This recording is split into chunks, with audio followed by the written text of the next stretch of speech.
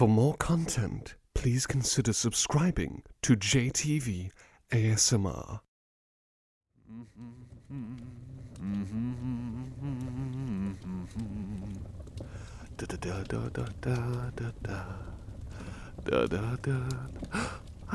You're waking up. Hello there, beloved. How are you feeling? Is everything okay with you?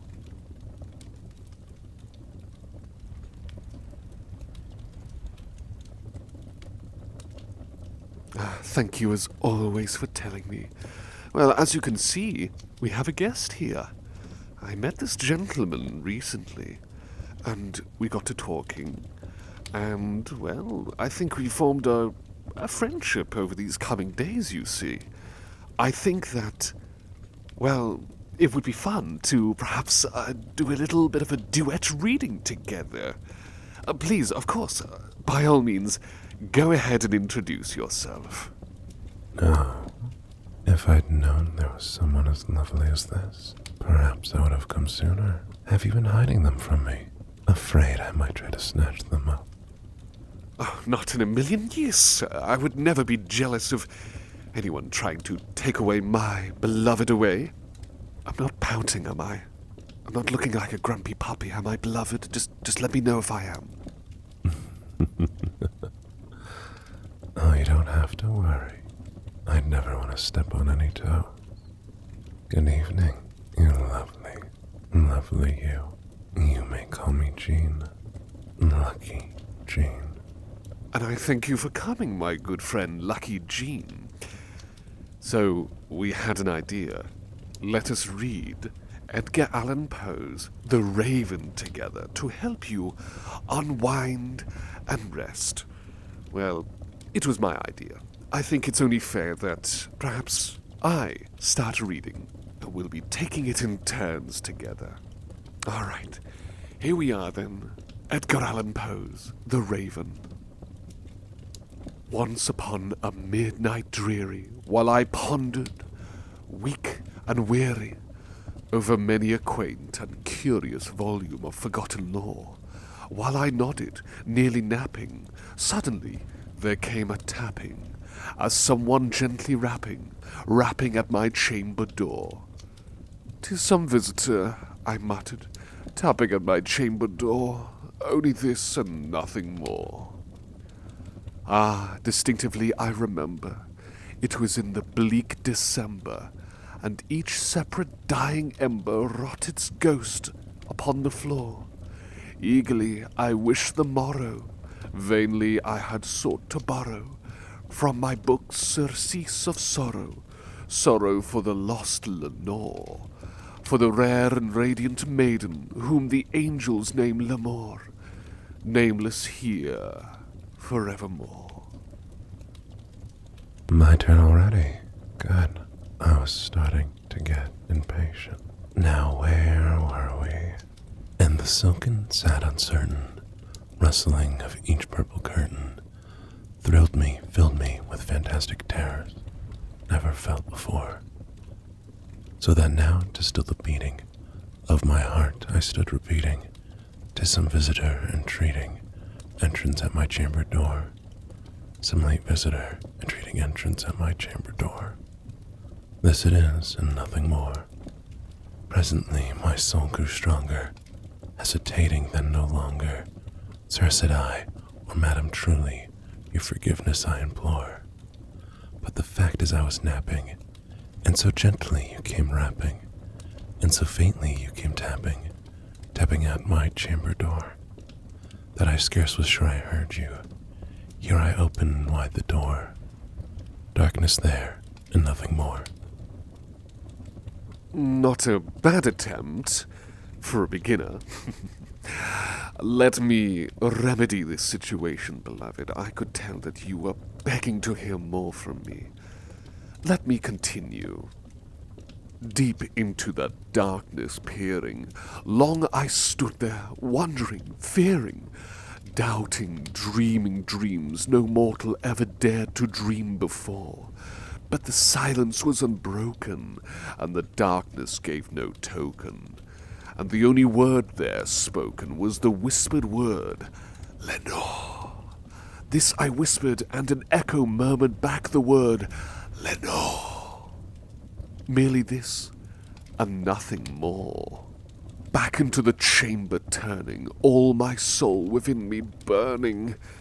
Soon I heard again a tapping, somewhat louder than before. Surely, said I, surely that is something at my window lattice. Let me see, then, what thereat is, and this mystery explore. Let my heart be still a moment, and this mystery explore. 'Tis the wind, and nothing more. Tell this butler who you prefer, whose voice lulls you more. Don't let him intimidate you just with familiarity. No, don't worry, sweetie. I'm back here to save you once again. I know you prefer my voice to his, don't you? Oh, I'm sorry. I haven't heard such nonsense like this in the poem I just looked.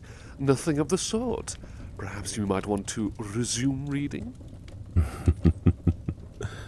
You're hogging them all for yourself. It's only fair if I get a turn too, isn't it? Let me lull them just a bit. After all, I'm sure they prefer me anyways. Isn't that right? Oh, you say some really amusing things sometimes, and this is no exception. My beloved always enjoys my company, and my voice when reading to them as well. This is no exception, I'm sure. I'm the favorite, and I shall remain the favorite. Oh, come now, come now. Let them have a taste of something new. It's my turn. You've had your chance. Open here I flung the shutter, when with many a flirt and flutter, in there stepped a stately raven of the saintly days of yore. Not the least obeisance made he, not a minute stopped or stayed he, but with mine of lord or lady, perched above my chamber door, perched upon a bust of Pallas, just above my chamber door, perched and sat, and nothing more. Then this ebony bird beguiling my set fancy into smiling, by the grave and stern decorum of the continents it wore. Though thy crest be shorn and shaven, thou, I said, art sure no craven, ghastly grim and ancient raven, wandering from the nightly shore. Tell me what thy lordly name is on the night's Plutonian shore. Quoth the raven, nevermore. Time for me to resume, and to, I'd like to think, improve things. I'm sure you're just begging to hear more from this poem, especially from me, of course. Not saying that Jene's not doing a good job or anything like that, but I know what you want. You want a bit more from your beloved butler Aurelius, and I will deliver. Anything for you, of course.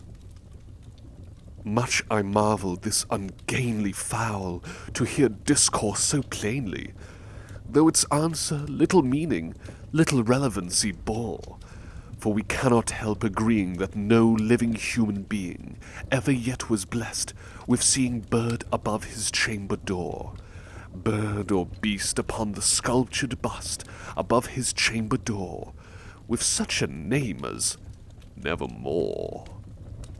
But the raven, sitting lonely on that placid bust, spoke only that one word, as if his soul in that one word he did outpour.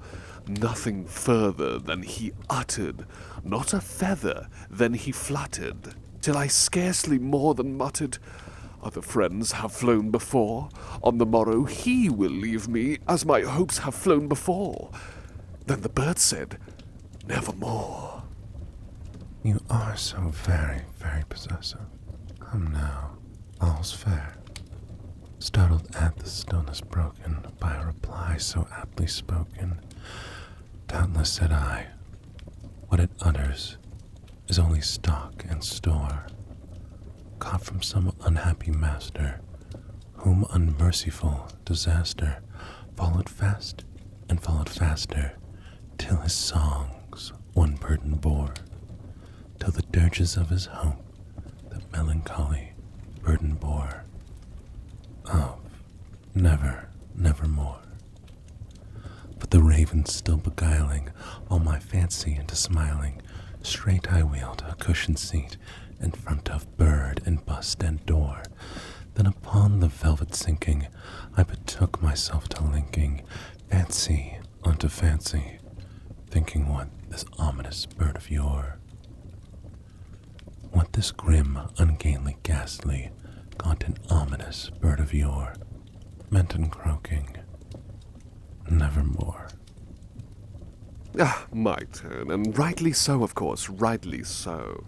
This I sat, engaged in guessing, but no syllable expressing to the fowl whose fiery eyes now burned into my bosom's core. This and more I sat divining, with my head at ease reclining, on the cushion's velvet lining that the lamplight gloated o'er, but whose velvet violet lining with the lamplight gloating o'er, she shall press, ah, nevermore. Then, methought, the air grew denser, perfumed from an unseen censer, swung by seraphim, whose footfalls tinkled on the tufted floor. Wretch, I cried, thy God hath lent thee, by these angels he hath sent me, respite, respite and nepenthe from thy memories of Lenore. Quaff, oh quaff this kind nepenthe, and forget this lost Lenore. Quoth the raven, nevermore. Please, please, please. I know they want me, to hear me read my next verse. So move aside, and we get a chance to speak so sweetly in their ear. Prophet, said I, thing of evil, prophet still if bird or devil, whether tempter sent, or whether tempest tossed thee here ashore, desolate yet all undaunted, on this desert land enchanted, on this home by horror haunted, tell me truly, I implore, is there balm in Gilead? Tell me, I implore. Quoth the raven, nevermore. Prophet, said I, thing of evil, prophet still if bird or devil, by that heaven that bends above us, by that God we both adore, tell the soul with sorrow laden, if within distant Aden it shall clasp a sainted maiden whom the angels named Lenore, clasp a rare and radiant maiden whom the angels named Lenore. Quoth the raven, nevermore. I can tell you're getting so sleepy now. I wouldn't be surprised if you were falling asleep out of boredom any time he's narrating. Sorry, I should be nice and not so cheeky. Don't worry, though. I shall help you fall asleep with the final parts of this poem. Be that word our sign of parting, bird or fiend, I shrieked, upstarting. Get thee back into the tempest and the night's Plutonian shore. Leave no black plume as a token of that lie thy soul hath spoken. Leave my loneliness unbroken. Quit the bust above my door. Take thy beak from out my heart, and take thy form from off my door. Quoth the raven, nevermore. No, you don't get a hog the last line. It's mine. Let's make this fair. One for you, and one for me. Oh, so gracious. And the raven, ever flitting, still and sitting, on the pallid bust of Pallas, just above my chamber door, and his eyes have all the seeming of a demon's that is dreaming, and the lamplight o'er him streaming throws his shadow on the floor, and my soul from out that shadow that lies floating on the floor shall be lifted nevermore. Now then, dear sweet one, I think it's time and we tuck you in. Come here. Nice and tight. Now wait just a minute, I'm the butler here. I shall do a proper job by tucking you in on this side, beloved. Here we go. Well, in any case, despite some slight friction, I'd personally like to thank Lucky Jene here. Thank you ever so much for joining me on this rather insightful duet reading of The Raven. I certainly hope you enjoyed it, beloved. And I hope you have soothing dreams, a relaxing rest, and feel all warm and snuggly in bed.